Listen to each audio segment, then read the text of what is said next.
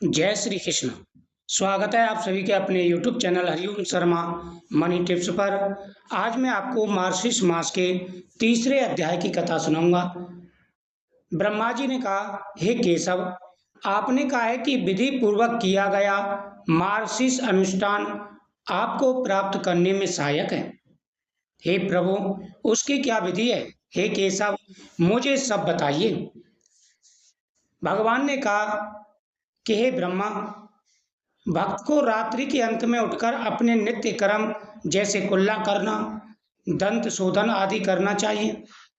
तत्पश्चात उसे अपने गुरु को प्रणाम करना चाहिए और बिना किसी आलस के एकाग्रचित होकर के मेरा स्मरण करना चाहिए। हे ब्रह्मदेव, उसे अपनी वाणी पर संयम रखना चाहिए, किसी से अपशब्द ना बोले और शुद्ध रहना चाहिए। फिर उसे मेरे सहस्त्रनाम विष्णु सहस्त्रनाम का पाठ करके भक्ति पूर्वक मेरी स्तुति करनी चाहिए। विष्णु सहस्त्रनाम का पाठ ना कर सके तो ओम नमो भगवते वासुदेवाय नमः मंत्र का 108 बार जाप करें। मल मूत्र त्यागने के लिए गांव से बाहर जाना चाहिए। निर्धारित विधि से अंगों को शुद्ध करने के बाद उसे आचमन यानी जल पीना चाहिए। अपने दांतों को साफ करके उसे विधि पूर्वक स्नान करना चाहिए। फिर उसे तुलसी के पौधे के तल से थोड़ी सी मिट्टी और उसके कुछ पत्ते लेने चाहिए। पत्ते तोड़ते समय उसे मूल मंत्र ओम नमो नारायणाय नमः इस मंत्र का उच्चारण करना चाहिए।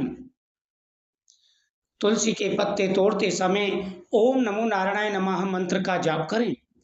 उसे अत्यधिक पवित्रता के साथ सर्वप्रथम आचमन करना चाहिए और फिर दर्भ घास हाथ में लेनी चाहिए।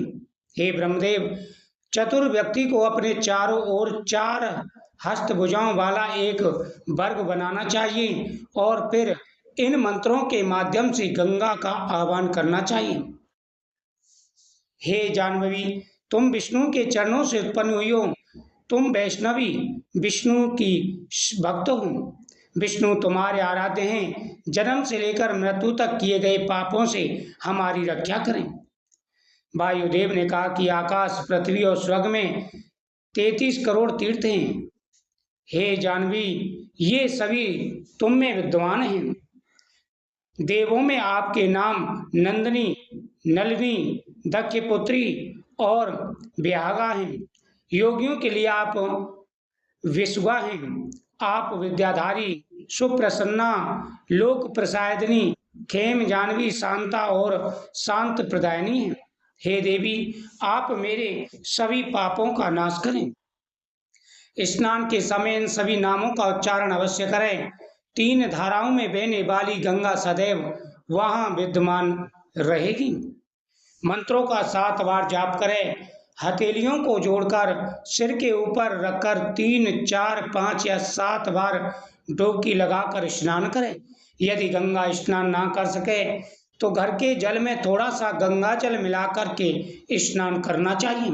इसी प्रकार आपको माता गंगा का ध्यान करना चाहिए और साथ ही मिट्टी से स्नान करें। मिट्टी थोड़ा सा शरीर पर जरूर लगाए। हे वसुंधरा, घोड़ों द्वारा लांगी गई, रथों द्वारा लांगी गई और विष्णु द्वारा मापी गई हे मिट्टी, मेरे पापों को दूर करो। मेरे द्वारा किए गए दुष्कर्मों को दूर करो।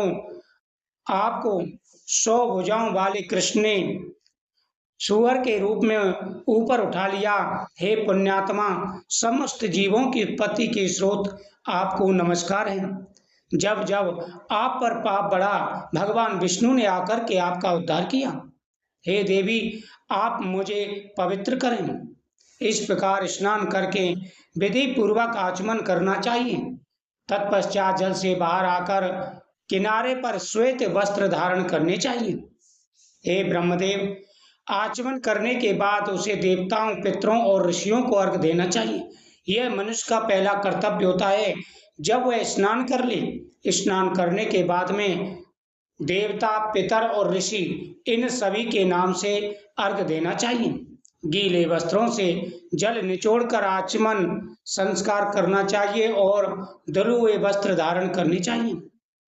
हे श्रेष्ठ ब्राह्मण, उसे सुंदर शुद्ध मिट्टी लेकर उसे मंत्रों से अवमंत्रित करना चाहिए। फिर वैष्णव को चाहिए कि वह माथे और शरीर के अंगों पर उचित क्रम और संख्या में सावधानी पूर्वक ऊर्ध्वाधर पवित्र चिन्ह लगाए। हे ब्राह्मण, एक ब्राह्मण के पास सदैव 12 पुंडु होने चाहिए। हे पुत्र, क्षत्रियों के पास 4 पुंड्र होने चाहिए। स्मृतियों में वैश्यों के पास 2 पुंड्र होने का विधान है। स्त्रियों और शूद्रों के पास केवल 1 पुंड्र होना चाहिए।